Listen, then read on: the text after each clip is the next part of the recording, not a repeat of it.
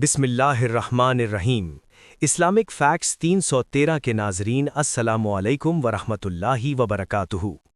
آج ہم حضور صلی اللہ علیہ وسلم کی زندگی کے ایک انتہائی حیرت انگیز واقعے کے بارے میں بات کریں گے۔ یہ واقعہ اللہ کے رسول صلی اللہ علیہ وسلم کی نبوت کی ایک واضح نشانی ہے، اور یہ ہمیں بتاتا ہے کہ کس طرح مخلوقات بھی اپنے خالق کے محبوب کو پہچانتی ہیں۔ صحابہ کرام رضوان اللہ علیہم اجمعین بیان فرماتے ہیں کہ ایک دن رسول اللہ صلی اللہ علیہ وسلم صحابہ کرام کے ساتھ تشریف فرما تھے۔ اچانک ایک اعرابی اپنے اونٹ کے ساتھ آیا۔ یہ اونٹ بہت ہی سرکش اور خطرناک تھا، کوئی بھی اس کے قریب نہیں جا سکتا تھا۔ اس اونٹ نے بہت سے لوگوں کو تکلیف پہنچائی تھی اور لوگ اس سے ڈرتے تھے۔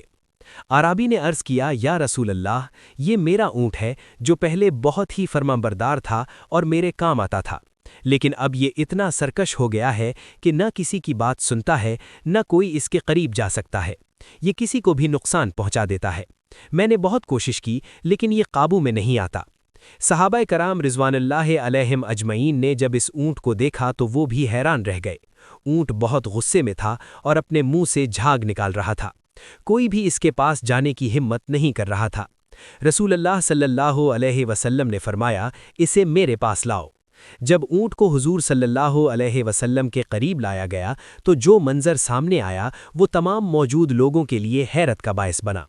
جیسے ہی اونٹ نے رسول اللہ صلی اللہ علیہ وسلم کو دیکھا، اس کی ساری سرکشی ختم ہو گئی۔ اونٹ خود بخود حضور صلی اللہ علیہ وسلم کے قریب آیا اور آپ کے سامنے اپنے گھٹنوں کے بل بیٹھ گیا۔ پھر اس اونٹ نے اپنا سر جھکایا اور رسول اللہ صلی اللہ علیہ وسلم کے قدموں میں رکھ دیا۔ اونٹ کی آنکھوں سے آنسو بہنے لگے اور وہ ایسی آوازیں نکالنے لگا جیسے کوئی اپنی تکلیف بیان کر رہا ہو۔ اونٹ رو رہا تھا اور اپنی حالت زار رسول اللہ صلی اللہ علیہ وسلم کے سامنے پیش کر رہا تھا۔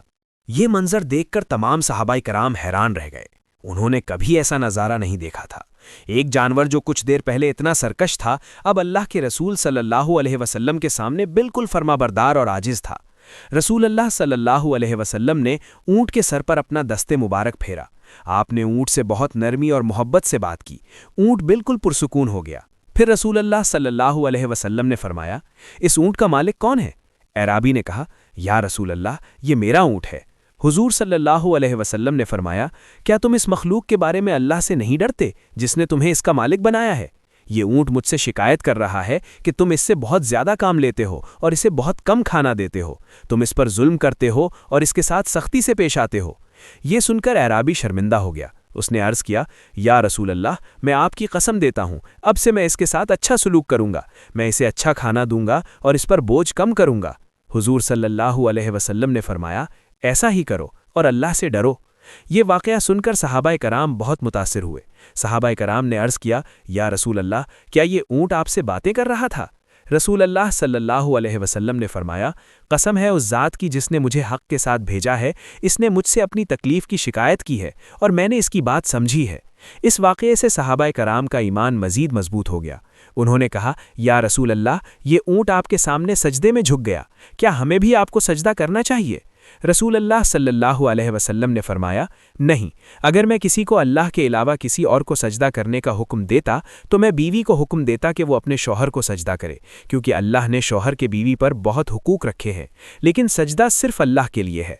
یہ واقعہ ہمیں بہت سی اہم باتیں سکھاتا ہے۔ پہلی بات تو یہ کہ رسول اللہ صلی اللہ علیہ وسلم کو اللہ تعالیٰ نے ایسی خصوصیات عطا فرمائی تھیں کہ جانور بھی آپ کو پہچانتے تھے اور آپ کی عظمت کے سامنے جھک جاتے تھے۔ یہ آپ کی نبوت کا واضح ثبوت ہے۔ دوسری بات یہ ہے کہ جانوروں کے ساتھ حسن سلوک کرنا اسلام میں بہت اہم ہے۔ اگر کوئی شخص جانوروں پر ظلم کرتا ہے، انہیں کھانا نہیں دیتا، ان سے زیادہ کام لیتا ہے تو یہ گناہ ہے۔ رسول اللہ صلی اللہ علیہ وسلم نے واضح طور پر فرمایا کہ جانوروں کے مالک کو ان کے حقوق ادا کرنے چاہئیں۔ تیسری اہم بات یہ ہے کہ ہر مخلوق اللہ کی عبادت کرتی ہے۔ جانور بھی اپنے خالق کو پہچانتے ہیں۔ قرآن پاک میں اللہ تعالیٰ فرماتا ہے کہ آسمانوں اور زمین میں جو کچھ ہے سب اللہ کی تسبیح کرتا ہے۔ یہ اونٹ بھی اللہ کے رسول کو پہچان گیا اور آپ کے سامنے عاجزی اختیار کی۔ چوتھی بات یہ ہے کہ رسول اللہ صلی اللہ علیہ وسلم نے توحید کی تعلیم دی۔ جب صحابہ نے آپ کو سجدہ کرنے کی بات کی تو آپ نے فوری طور پر منع فرما دیا۔ آپ نے واضح کر دیا کہ سجدہ صرف اللہ کے لیے ہے، یہ ہمارے عقیدے کی بنیاد ہے۔ یہ واقعہ بخاری اور مسلم سمیت متعدد حدیث کی کتابوں میں مختلف روایات کے ساتھ موجود ہے۔ اس طرح کے معجزات رسول اللہ صلی اللہ علیہ وسلم کی نبوت کی سچائی کا ثبوت ہیں۔